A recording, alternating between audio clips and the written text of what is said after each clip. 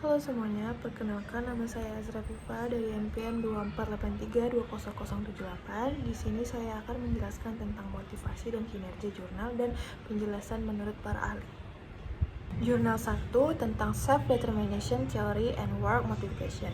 Jurnal ini membahas bagaimana Self-Determination Theory atau disebut SDT yang digunakan untuk memahami apa yang membuat seseorang termotivasi dalam bekerja.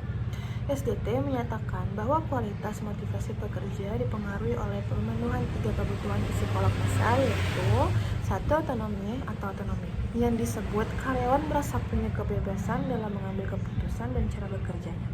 2. Kompetensi, karyawan harus merasa mampu, terampil, dan mendapat tantangan yang sesuai. Ketiga, ada relatedness atau terhubungan. Karyawan merasa sangat dihargai, diterima, dan terhubung dengan rekan-rekan maupun atasan. Di jurnal kedua, kita membahas tentang The Nature of Causes of Job Satisfaction. Jurnal ini menjelaskan bahwa kepuasan kerja adalah kondisi emosional positif yang muncul dari penilaian seseorang terhadap pekerjaannya.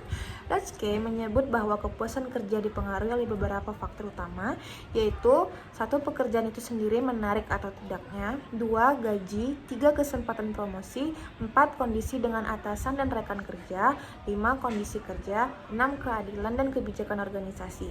Jika faktor-faktor tersebut sesuai dengan harapan dan nilai pribadi karyawan, maka kepuasan kerja meningkat.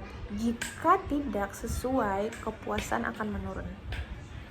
Selanjutnya ada motivasi menurut para ahli dari Maryland Gabney 2005. Motivasi kerja adalah kondisi psikologis yang membuat individu memilih untuk berperilaku tertentu di tempat kerja dan kualitas. Motivasi bergantung pada pemenuhan kebutuhan psikologis, otonomi, kompetensi, dan keterhubungannya. Selanjutnya ada dari Edwin Alex. Motivasi adalah dorongan yang muncul dari tujuan atau goals yang ingin dicapai seseorang. Semakin jelas dan semakin menentang, tujuan semakin tinggi motivasinya. Motivasi akan kuat jika individu terpercaya bahwa tujuannya penting dan dapat dipercayai. Yang terakhir ada kinerja kerja menurut para ahli. Menurut Mattis and Jackson 2011, Mattis and Jackson menjelaskan bahwa kinerja merupakan apa yang dilakukan atau tidak dilakukan karyawan yang mempengaruhi keberhasilan organisasi. Artinya, kinerja meliputi seluruh perilaku kerja baik, positif maupun negatif yang memberi dampak langsung terhadap produktivitas dan pencapaian tujuan perusahaan. Terakhir, ada dari Armstrong 2006. Armstrong menyatakan bahwa kinerja adalah hasil pekerjaan yang dicapai seseorang berdasarkan kemampuan, kompetensi, pengetahuan, dan motivasi untuk bekerja secara optimal.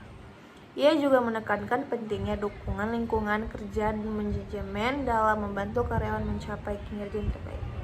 Baik, saya ucapkan terima kasih. Jika ada salah kata, saya minta maaf. Jangan lupa like, comment, and subscribe. Terima kasih.